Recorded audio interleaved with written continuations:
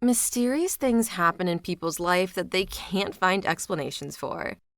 Em here, time to put on your thinking caps and let's try to figure out these creepy scenarios. Let me know which one you could totally explain and the one that stumped you the most.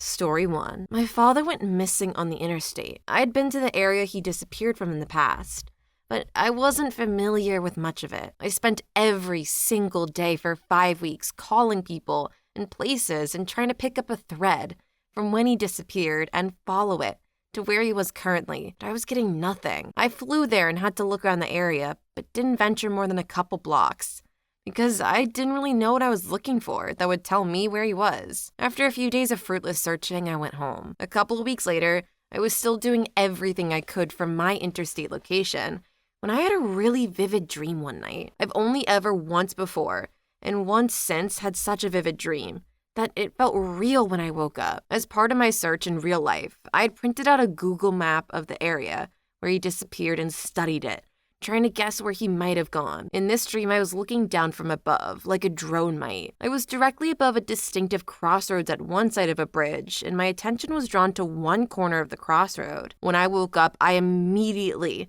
recognized the crossroad I'd seen as one on the map I'd printed. My first thought was, that's where he is. And for days, I thought about this dream often and how vivid it had been. Sensible me kept telling myself, you're being stupid. It was just a dream. But I just couldn't shake it. After a week, I knew I wasn't going to be satisfied until I looked at this location. So, still feeling stupid, I booked another flight. The earliest flight I could get was in 3 days. First thing in the morning on the second day, my phone rang. Nobody calls me first thing in the morning. When I looked at my phone, the number was from the state he'd gone missing in. When I answered, it was my aunt. And the first thing she said was, "Riff Raff Mama, they found him." I asked where and she described the location. It was exactly where I'd seen in the dream. First, OP, I am really sorry for your loss. Losing a loved one unexpectedly can be so difficult. That being said, it is really weird that you knew exactly where he was, even after no one else had been able to find him the weeks they were searching. There does seem to be this common phenomenon where people will almost sort of know when a family member has passed. I know even I had a moment like that when my grandma died. I hope you and your family were able to get the closure you needed after finding him.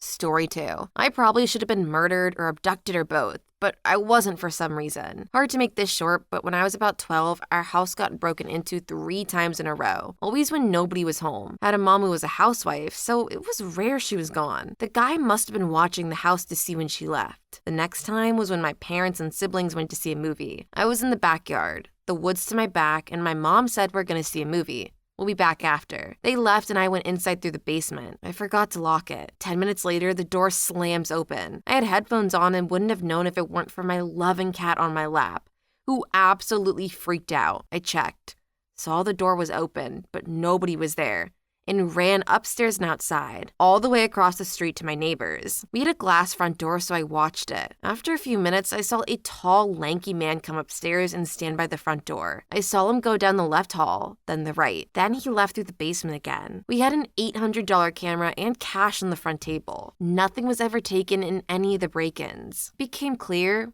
he was going for me. Cops came. They got upset with the dog, chased for a while, and lost him. My guess is he was in the woods. Heard they were leaving and planned to bust in. When he busted the door open, he must have hidden behind the brick pillar outside next to the door. Had he just barged straight in, he would have had me. I was in a room with 0 escape paths, only one door, which he would have been standing at. Whatever it was that caused him to wait for a minute before entering the house saved my life. I'd give him a plan to kidnap me, kill me, or both. But he wasn't there for a robbery. I also thank my cat, who usually didn't come sit on me, but decided to that day. She quite literally saved my life. Talk about a gripping first line. But yeah, this really did seem like this was a story, whether a higher power or just fate itself was determined to save your life. Talk about some extreme luck. All that aside, I'm really happy you were able to get out safely and nothing bad happened. Plus, that it seems like the guy never came back after that.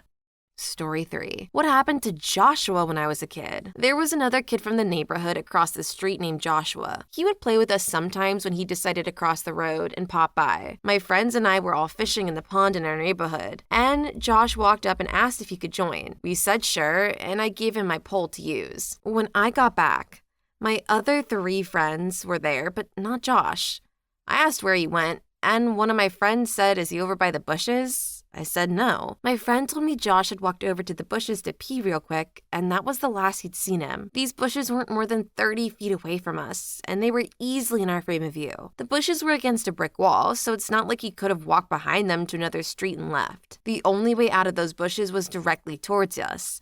Yet none of my 3 friends saw him come back. We never saw Josh again after that. We knew he lived in the neighborhood across the street, but didn't know where his house was. So it's not like we could knock on his door to find him. That was 15 years ago. I've looked up missing child reports in that area during the time frame, and I've never found anything about anyone named Josh going missing. It makes absolutely zero sense how he vanished like that.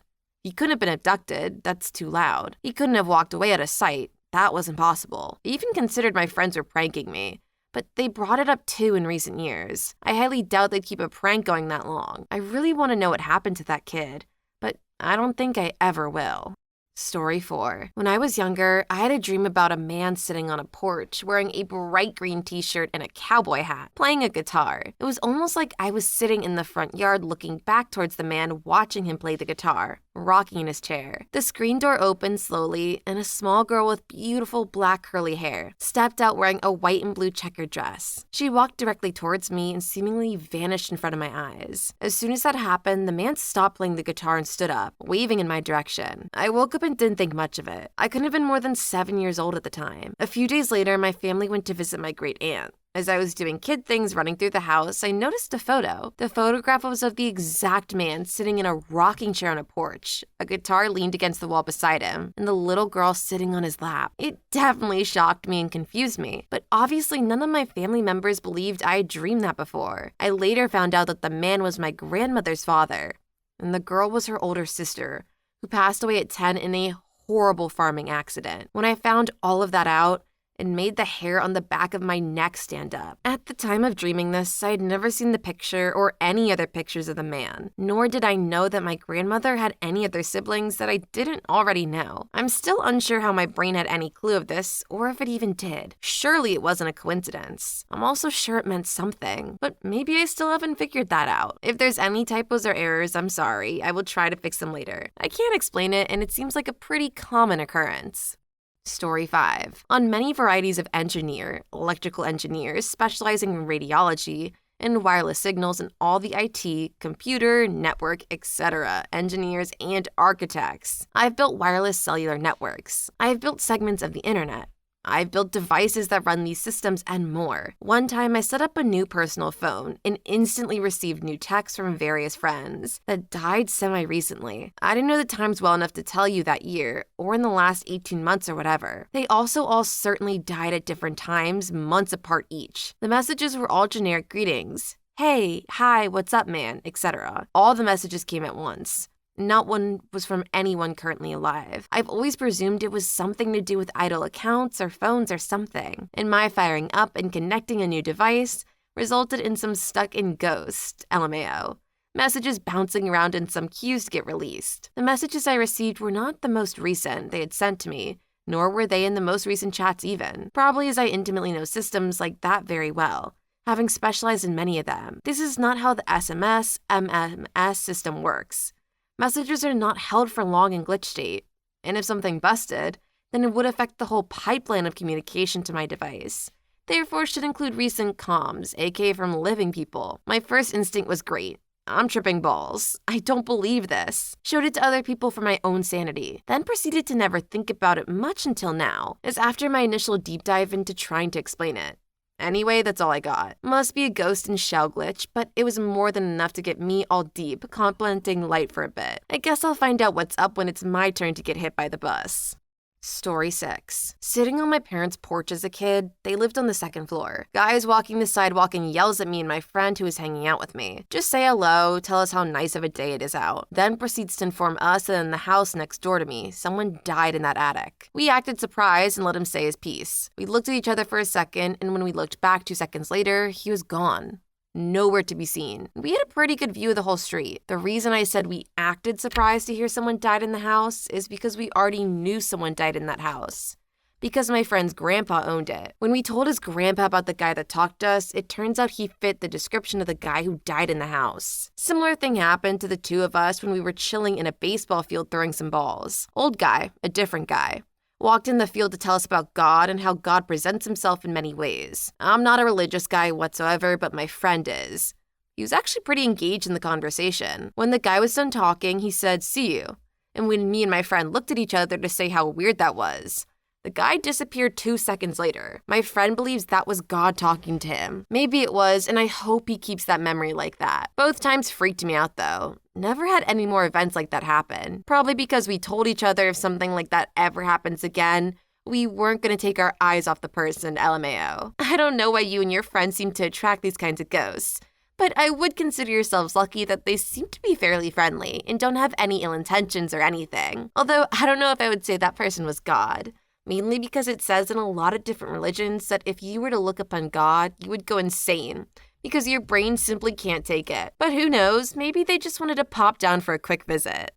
Story 7. I was 8. We lived in a trailer park in Florida. I lived across the street from a row of trailers that had no one living there, and behind them, swamp. So there were no hoses hooked up to any of them. My brothers and I played around these trailers all the time. Anyone who has lived that far south knows about fire ants. These guys suck butt. They're aggressive. They bite and sting and can do so over and over again. They defend their nest with vigor. So 8-year-old me was playing around in an empty trailer one day and not paying attention. I stepped barefoot and in shorts into a nest. I didn't realize it until I felt the first bite or sting. It wasn't more than a second too. By that time, my leg was covered in ants up to my knee, all of them biting and stinging and working their way higher. This both hurt and terrified 8-year-old me. What does a terrified and hurt 8-year-old do? They scream and cry. I was stomping my feet to get the ants off. They found my other leg too. This only angered the ants more. Out of nowhere, from behind the trailer, the side that faced the swamp, came a man. He was clean, shaven, kempt hair, and clean clothes. He had a water hose. He promptly sprayed my legs to get all the ants off. He then told me to run home to my mom. We never saw him before, and I've never seen him since. The trailer had no hose. To this day, I have no idea who he was. In my mind, I've pictured him as my then-dead grandfather, who had died 2 years prior, but I honestly cannot be sure. Story 8. When I was in college, I had a late-night group meeting. I'm talking 10:30, 11 p.m. It was dark and super late. On the other side of campus, the campus sat on a massive hill. My friend and I were about halfway through the journey, pitch black, might I add, and I heard crying as I started up the steps. I look up and there's a girl, around 17 and 18, and she's sitting on the ground with her arms wrapped around the handrail. She's in hysterics. I knelt down and asked what's happening, and she said a truck was following her up the road. Apparently, someone jumped out and tried to grab her, and she ran. This is where she ended up hiding in the dark. My friend was too scared to walk back to the dorms with us, so I helped her up and made the walk back down the road with her. I waited until she got all the way back into the locked dorms before making the journey back across campus in the dark alone. The next day, I mentioned it to one of the students on campus, and she goes, "Oh, the attempted kidnappings?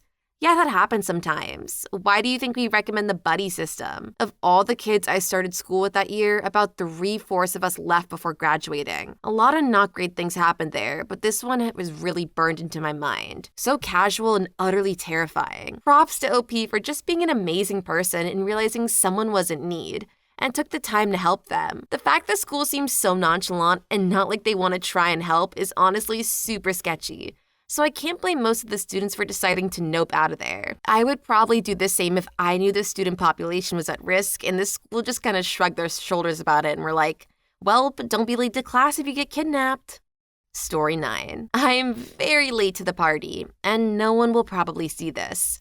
But this story has bugged me for years. I was 13 and with my parents at this members-only bar/Legion place we went to almost every Friday evening. This place had a 2 glass door vestibule. Aisle 1 unlocked, second one unlocked with a card access for members only. Once you walked in, you walked down a hallway, and the bar room was through 2 wooden doors on the left and a banquet room at the end of the hall. I was sitting at a table alone reading a magazine while my parents were sitting at the bar with their friends. I heard one of the wooden doors open, like someone had just walked out, and the door was starting to shut. I had a weird feeling and knew no one walked past me, So I got up and pushed the door open and looked down the hallway. I saw the locked glass door starting to close. I stepped farther into the hallway and saw the unlocked outer door closing, as if someone was leaving the building. I ran to the door to see who it was, but didn't see anyone. Just then, a friend of my parents came in the first door and I asked him if he passed anyone on the sidewalk to the parking lot. He said no. Still bugs me to this day.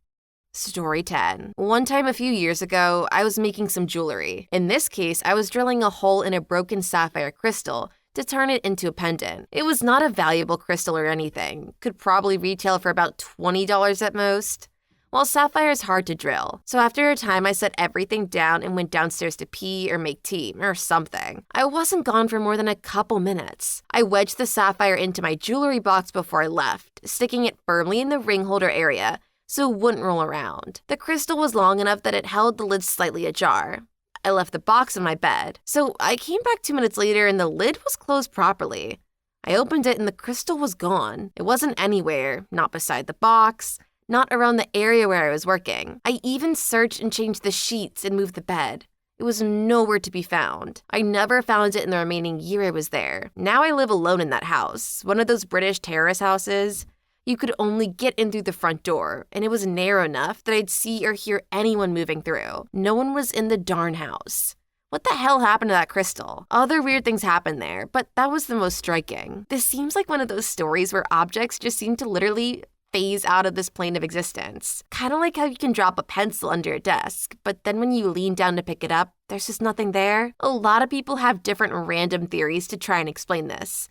Like maybe this really is a simulation and a glitch happened that deleted the code of that object. Or maybe the object fell into the back rooms. All of them seem a little far-fetched to me, but I do know sometimes I set something down.